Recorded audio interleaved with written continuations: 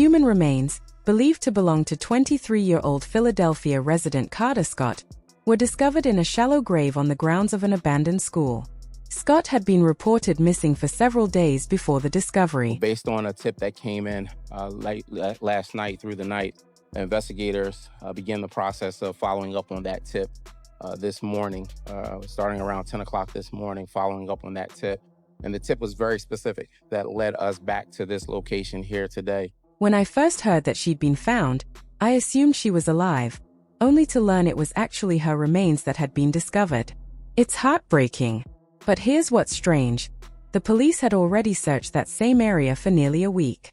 From what I've heard, the body wasn't deeply hidden, meaning officers would have noticed it during their first sweep if it had been there at the time.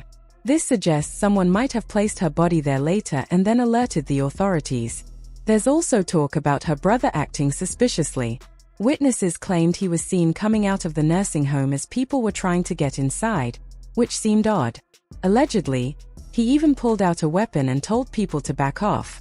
Then there's a woman named Gabby, who's been talking a lot about the case but not really saying anything concrete, raising even more eyebrows. Honestly, the whole situation feels confusing and full of inconsistencies, and all these random tips being called in seem sketchy. Let's go over what's known. Kada was last seen by her mother on October 4th when she left home for her job at a local nursing home. That evening, she showed up to work but left before finishing her shift. When she didn't return or show up the next day, her family reported her missing. In the days before her disappearance, she had told friends and relatives that someone had been harassing her over the phone. Reports say she had been in contact with a man named King and may have met with him shortly after leaving work on October 4th.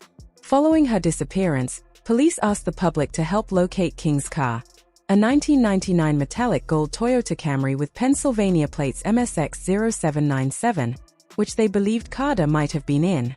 Later that day, authorities confirmed that King's vehicle had been found. Police eventually located King's vehicle in an apartment complex parking lot after receiving two separate tips. The first tip led them to an old elementary school, where they found items considered valuable to the investigation. The second pointed them toward the car tied to Kada's disappearance. When news of the case broke, people online began raising questions because several details didn't quite add up. For example, some of Kada's social media posts vanished, not something law enforcement would typically do, since they usually leave accounts active to track any possible movement. Another odd detail was that Kada left her car behind but took her phone with her. She had also mentioned being harassed, but never shared specifics about who was behind it or whether she had reported it, unless that information is being kept private by investigators. During an earlier search of the abandoned school grounds, officers discovered several belongings believed to be Kada's, including a phone case, an iPad cover, her glasses, and a card with her name. Days later, police received another anonymous tip directing them to a precise location. When they searched the area again, they uncovered a shallow grave containing human remains thought to be those of Kada Scott. Authorities released a statement saying, while conducting a search of the property, investigators discovered a shallow grave and recovered human remains believed to be those of Kada Scott. This is a devastating development, and our hearts go out to Kada's loved ones during this incredibly painful time. The Philadelphia Police Department remains dedicated to finding the truth and bringing justice. According to reports, the remains were located in a dense wooded area behind Otter H. Lewis Middle School, an abandoned site near Aubrey Arboretum in Germantown, after police received that detailed anonymous call overnight. But here's what's puzzling. Police had already spent nearly a week searching that same area. Yet, when they finally found her, officers noted that the body wasn't even deeply concealed. How could trained investigators have missed something so obvious during multiple searches? This has led many to believe that Kada's body may have been moved to that location later, and that whoever did it tipped off police once it was safe to be found. Naturally, suspicion first turned to King, but some believe he wasn't acting alone. That's where another name surfaces, Gabby. She's been unusually vocal about the case and about her connection to King, leading people to wonder, what exactly does she know, and how much is she not saying? To start, people online have been pointing out something suspicious. Apparently, one of Gabby's friends mentioned that Kada was already dead before the news was made public. Naturally, everyone began wondering, how could she possibly know that unless someone told her beforehand? Once Gabby started getting called out, she quickly tried to explain herself with a lengthy "let me clear some things up" post. Here's what she wrote. "I'm Gabby, and I want to clear a few things up. First of all, I didn't personally know Kada. I knew her younger sister. We were childhood friends, but lost touch when I was around 11 or 12. In my entire life, Kada and I probably exchanged no more than 6 words. We were just neighbors, not friends. Second, Kian and I were friends before any of this happened. I had no idea about his background or past behavior. Before Kada went missing, Kian called me and asked if I knew her because he realized she lived near me. I told him I knew of her, but not personally. This wasn't unusual. He often called me to talk about girls. That was the whole conversation. We spoke for less than 30 seconds. I didn't go to the police because, 1, he had already turned himself in. 2, there wasn't much to say. It was literally a half-minute phone call. And 3, where I come from, people don't talk to cops. That's just how I was raised. My deepest prayers go out to Kada and her family. I hope she returns home safely." So, according to Gabby, she barely knew Kada, only her little sister from childhood. Fair enough. But in that same statement, she admits she was close to Kian, the main suspect in the case, and that he called her right before Kada disappeared to ask about her. That detail alone raises eyebrows. Why would he reach out to ask that specific question? And then there's the odd ending to her post. "My sincerest prayers go out to Kada and her family. I pray she makes a safe return home."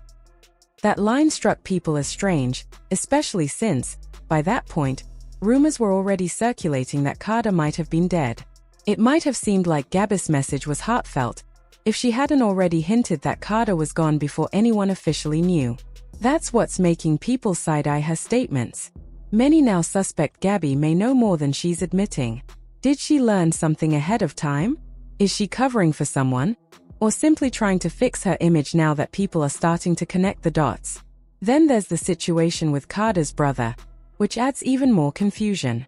Witnesses claim he was seen leaving the nursing home just as others were trying to enter, and allegedly pulled out a weapon when confronted.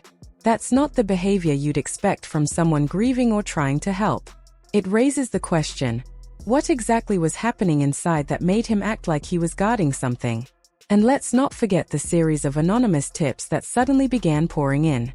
First one call, then another, each one pushing the investigation forward but never quite leading to clear answers. Who were these mysterious tipsters?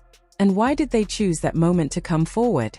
Another theory people are discussing is whether Kada actually knew Kian King beforehand.